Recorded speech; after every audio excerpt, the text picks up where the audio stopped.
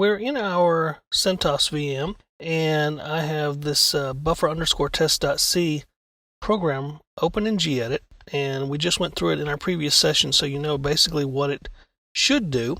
So what I want to do now is go ahead and close this and go to a shell, and the first thing we need to do is compile this.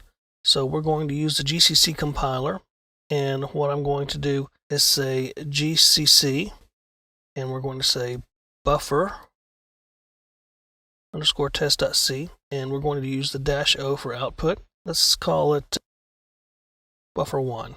We'll just call it that as a program. So it's going to compile this and give us this program back. And we did get a little bit of an error, but that's not a big deal. And it does warn us that the getS function is dangerous and should not be used. And there's a reason for that. And that's actually why we use it, is for buffer overflows. So now that we've done that, what we want to do is we're going to change the permissions of this just to make sure it'll run with the right permissions. And it's going to say buffer1. So now I want to execute buffer1. And it's going to prompt us for the password. And I'm going to put I love BTC.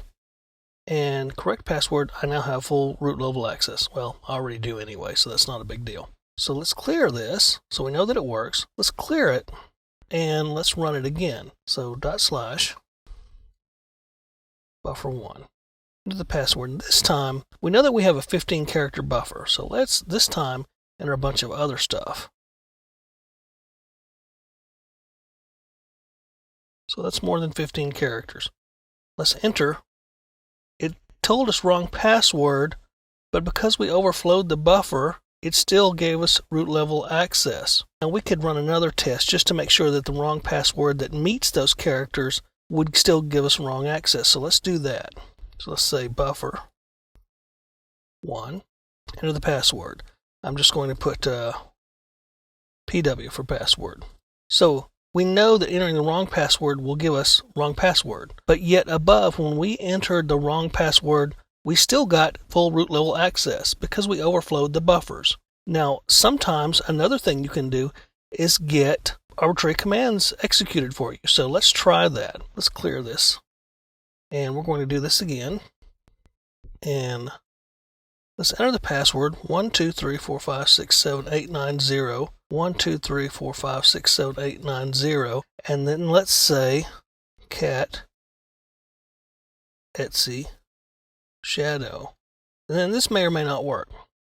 Wrong password, full root level access, but we got a segmentation fault, the core dumped. So we didn't get our arbitrary command executed, but that does happen with some buffers, some buffer overflow exploits. So that was just a quick demonstration.